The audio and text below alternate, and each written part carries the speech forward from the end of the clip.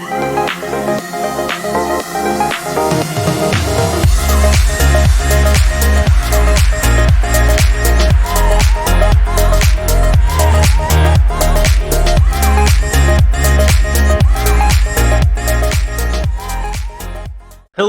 everybody. I'll be running our little webinar today. My name's Chris Borger. I'm new here working with the Center for Teaching and Learning. I've been brought on to help create some more content for the CTL website, some more resources for instructors to show kind of good practice in their teaching.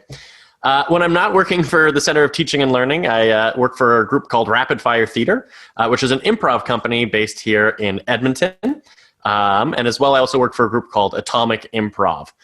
So what I do, I guess, is my kind of day job besides the university is I am an improv performer. So I tour around Canada doing improv shows for corporations or for comedy festivals.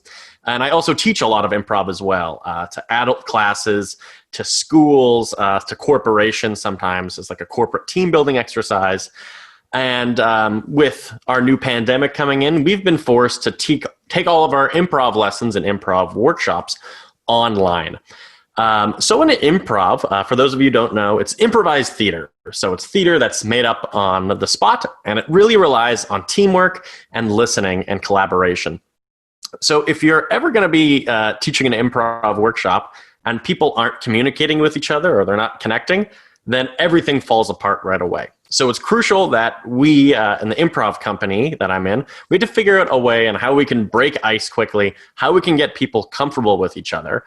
Simply because if people aren't comfortable with each other in improv, it won't happen. That also lends itself very well to our teaching world as we're going online.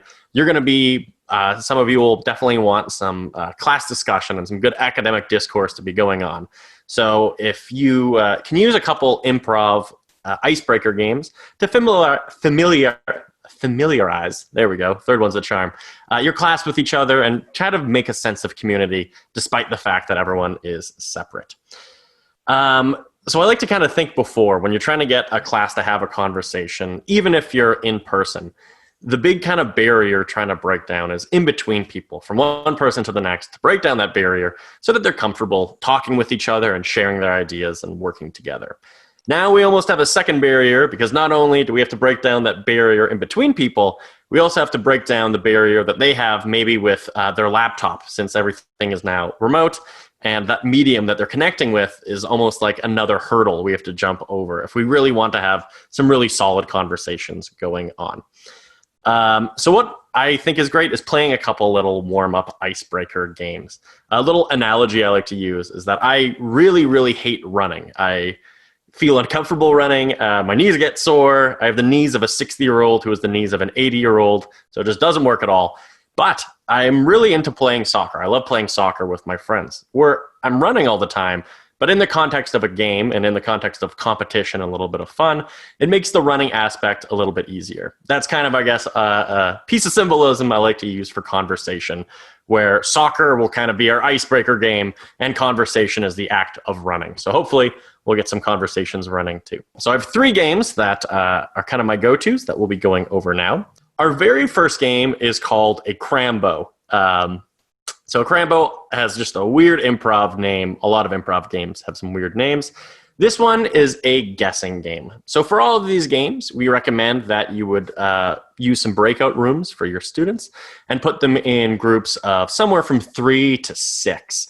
We don't recommend using pairs, just because if you have two people in a room and one of them has connectivity issues, then one person's alone just feeling lonely. So try to use at least 3 people for any of these games. So our first game, Crambo, is a guessing game. And this is how this game works. I'm going to get Graham to help me out with this game coming up. So how this would work is I would start off by thinking of a word that I'm trying to get Graham to guess. So you could tell your students, partner A, you're going to be thinking of a word that you're going to get the other people in your group to guess. To start off, I would give Graham a clue, and that clue will always be, I am thinking of a word that rhymes with blank. So imagine that my word is frog. I would say to Graham, I am thinking of a word that rhymes with bog. Graham, in his guesses, wouldn't just say, oh, is it a dog? Is it a log? Is it a shog? He would have to describe whatever his guesses are in when he's guessing them for me. So if I were to say, Graham, I'm thinking of a word that rhymes with bog. Does it have 4 legs and go woof? It is not a dog. Is it a type of wooden clasp? It is not a cog. Okay. There you go. Is it an animal that is green and goes ribbit? It is a frog. Hooray! There you go. So once it was guessed, Graham got it right, so then he would think of the next one. This game is great because it really forces your students to listen to each other, because if I'm not listening to Graham's guesses, then I can't tell him what it is or isn't. So that's a really simple, easy game called a Crambo. It's great for road trips, too. It makes time fly. The second game is a little bit more straightforward, but it's simple, and we find that it works great in our improv workshops. This one is called Name 10 Things.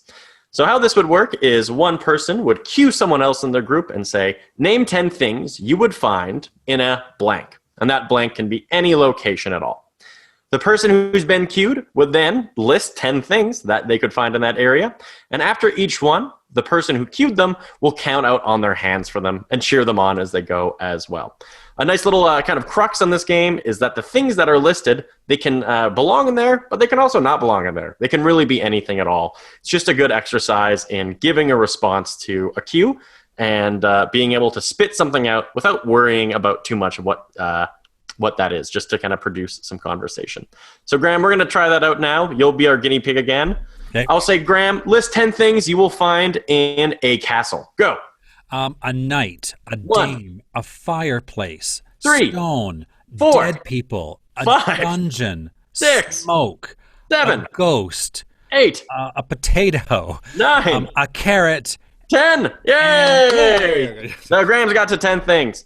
Just listing 10 things and cheering them on as they go. So really, really, really simple, but it's so silly that it's a fun way to spark conversation as well. Our final little game that I like to show you has 2 different rounds to it. This third game is called A Tour of Things That Are Not. So this is really kind of like a modified version of show and tell for adults, I guess. So how this game works is in our very first round of A Tour of Things That Are Not, you will have your students, in turns, show off a number of objects that they have around them that they're just accessible, that they can grab. For the very first round, when they're showing these objects, they should be showing the object, but introduce it as something completely different that's just made up. So for an example, it's nice to say maybe 3 to 5 objects you can have each student show. So that might look like this. I could say, right here, I have an astronaut, Chris Hadfield. And right here is my pet armadillo named Michael. And right here is my grandmother, Catherine. And right here is this is a Tin Man. There you go. So just anything at all, showing them that it's not. So that's the first round. So you can all have everyone go around and do their show and tell with any made-up objects at all. Graham, do you want to try that one? This is my pet dog, Fluffy. Beautiful. This is my steering wheel from my car. Nice. This is some Kleenex I have. Beautiful. This is a pair of jeans. Nice. Well fitting. This is a pair of sunglasses. Pair of sunglasses. Beautiful. Cover your eyes up with those. So that's the first round of A Tour of Things That Are Not. The second round of this kind of show and tell modified game is you're showing these objects, but you're introducing them as the object that preceded them. So for this round to work, the first object will have to be shown without any introduction at all. So that might look like this. I would go. Right here are some field notes. And here is a golden watch. And here is a coffee mug. And here is a glass of water. And here is a plug-in for a charger for an iPhone. And this is a remote control. So in the first round of A Tour of Things That Are Not, you're going to be getting your students to having to kind of really think outside the box to come up with anything at all. In the second round, they'll have to be thinking in a way that's logical, but one step backwards. So kind of a backward sequential type of thinking.